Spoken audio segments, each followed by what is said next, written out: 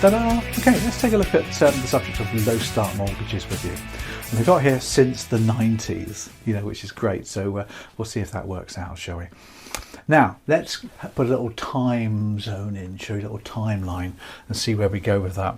Because I've got a little timeline now just to sort of show you where we are and the timings involved.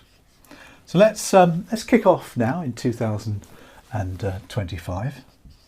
And what I'm going to do for your further enjoyment is go all the way back to the 1990s, because low start mortgages have been around for, as you can see, 35, 40 odd years. They're not a new thing. Now the Skiptons just brought in their new delayed start mortgage. Let's just take a look at that one, shall we, with some depth for you. Now the whole point about a low start mortgage is it allows the first time buyer typically to buy a property with a mortgage, usually a high percentage mortgage, but they don't have to make payments for a little while, or they pay lower than everybody else. In other words, they have a low start option, so they can, buy the furniture and do the property up, etc. Now the Skipton, as I mentioned to you, have got this thing called their delayed start mortgage. That's just a marketing term, isn't it? But it's a low start mortgage. So how does it work then? So let's just pick up on my little graph here for you, just to illustrate that for you. Now here's my graph for you. And the graph represents two things. We'll do a lot of these as well. The vertical there represents the amount of money involved here, and this one represents the term or time. And the way that the Skipton works is that they give you 3 months off of your mortgage payment. Simple as that. So that's your mortgage payment. So if we just draw a line in there, let's get a red pen for this one, shall we? There we go. Let's put a few pens down there. So what happens with the Skiptons, you'd normally have a fixed rate maybe for a couple of years, then maybe your fixed rate goes up again, and maybe your fixed rate goes down again. That's just how interest rates, or that's your monthly payment, which is fixed, of course, with these things. Now, for the first 3 months of your mortgage, so let's just squeeze in there 3 months for you. There you go. You don't have to make any payments. That's the whole point. But that money that you don't make payments to, obviously you're not reducing capital, are you? But the interest is actually added to your loan outstanding. So this amount of money here, which is 3 months of interest, is actually added to your loan. So come 3 months later, you actually will have a slightly bigger mortgage, and your monthly payments are then worked out on that one. So that's pretty much how that one works. Now the great thing about the delayed start mortgage is it's a 95% loan to value. So that's really good, isn't it? And also you've got the joint borrower sole proprietor feature, which again, that's not a marketing term, is it? That's where you have, they call that the income booster, but that's where you have 2 borrowers with one person owning the house. Usually the young person owns the house, and he or she will be maybe with a parent or somebody who has more of an income. So there's 2 borrowers, but only the young person is the proprietor of the property. So that's the delayed start, Skipton. Now, of course, this happened a couple of years ago, of course, with COVID.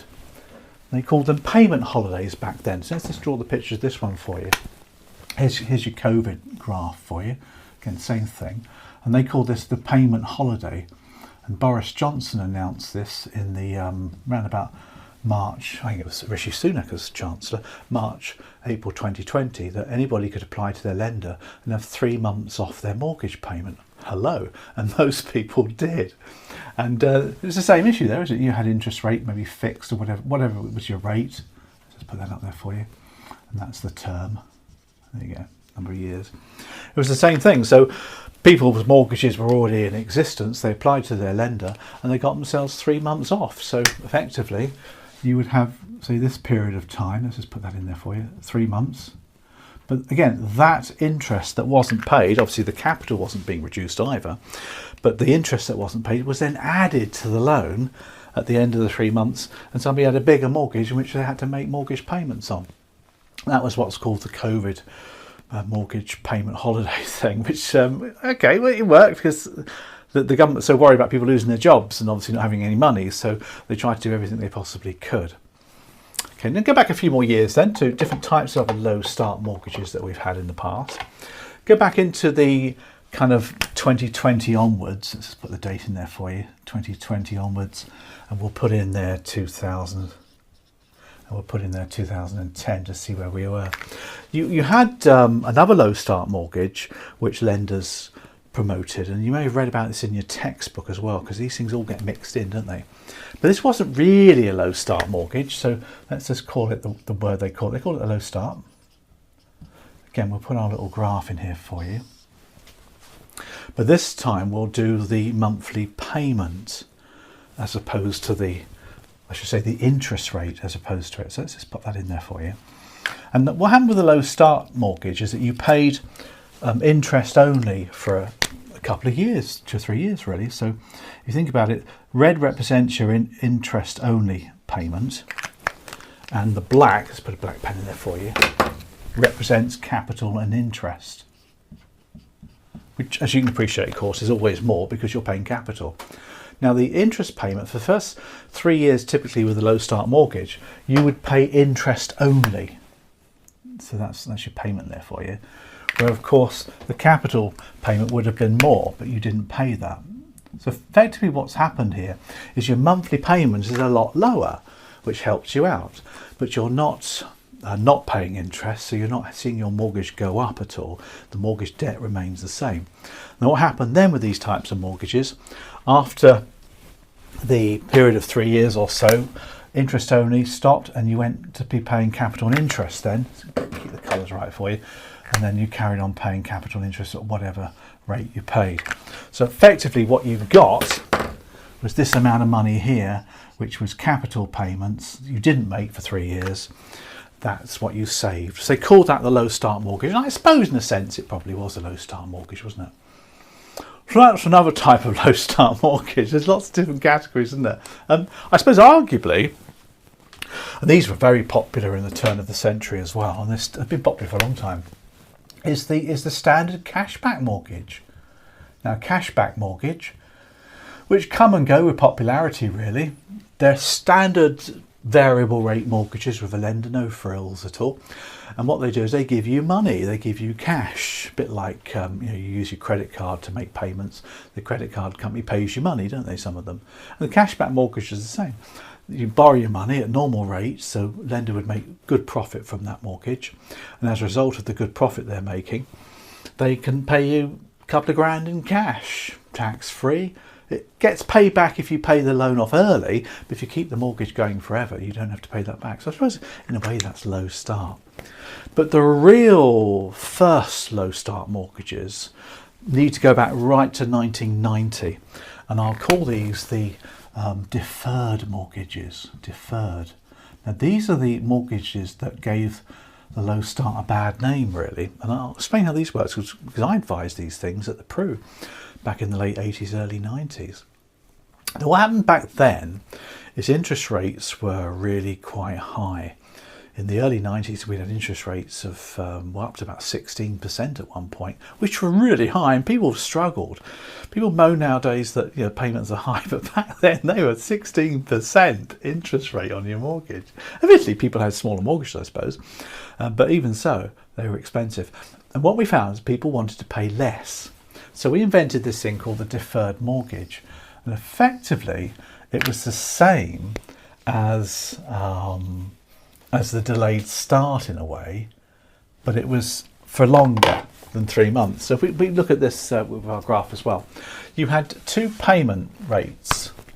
You had the charging rate, I'll put that in red for you, and you had the payment rate. Actually, let's put that in a different colour. Keep the colours the same, shall we? So we know where we stand there, don't we? There you go. So you had the normal rate in which everybody was charged to your mortgage. So down here we've got it in black, haven't we? So your normal rate, and of course they were variable back then as well. So that's your normal rate, because they were variable rates. They weren't fixed pretty much in those days. That's your charging rate. In other words, that's the rate in which your mortgage is charged at. So that's the interest rate that you're charged every day on your mortgage. But what people had with these deferred mortgages is they had a 3 or 4 or 5 year period where they made payments at the payment rate. And the payment rate was typically, let's put that in there for you, say minus 5%. So for the first year, you might get 5% off of your mortgage payment. So that's great, isn't it? So let's just follow the pattern that we got there. And in the second year, you might have had minus 4%. So obviously it went up a little bit, but it still tracks the thing as well, as you can see what I'm doing. And then maybe in the third year it was minus 3%, and then it kind of went even closer. Now some gave a minus 3% for 5 years, but you're paying a much lower interest rate all that time. You're paying capital as well, although sometimes they were interest only because they had endowments back in those days. We sold endowments to attract it. But what you found there is that you had an awful lot of unpaid interest, which wasn't given away as a gift. This unpaid interest, let's just put that in there for you, unpaid interest. This unpaid interest was accumulated at the end of the term or end of the 5-year low start period. This unpaid interest was then added to the capital outstanding, which of course had the effect of massively increasing your monthly payments. You know, sometimes there were sort of £3,000, £4,000, £5,000 added onto the mortgage. And mortgages in those days were 60, 70 grand each, so a big proportion. And therefore people's payments rocketed back upwards. So they were pretty painful things. But they allowed people to get a mortgage and afford the monthly payments. That was the whole point behind it. And they were known as deferred mortgages or low start mortgages. And they kind of bred the thing. The Skipton's delayed start's only for 3 months. So, you know, it's not a huge deal, is it? But if it's for 3 years, you can see the amount of unpaid interest that caused the problem. So that was low start. You might have come across in the book the thing called the annual review mortgage. Now that was introduced in the early 90s. I mention it because it's nothing to do with being low start, but it was confused as such. Now with the annual review mortgage, again similar graph here, what we had in those days and the government found problematic was that interest rates would go up and down, of course, because they were variable. So the lenders introduced this thing called the annual review system.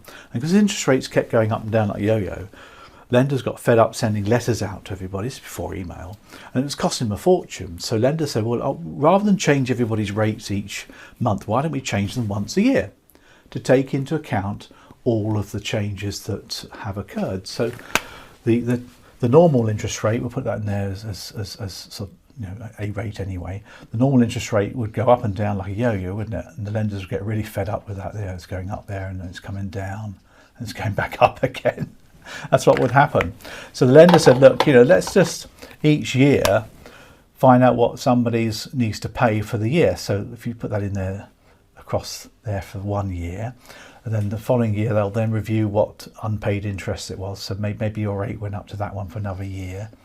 So effectively you paid the same amount of interest all the way through, but only required one monthly payment or one annual payment or one monthly payment reviewed annually, which never changed.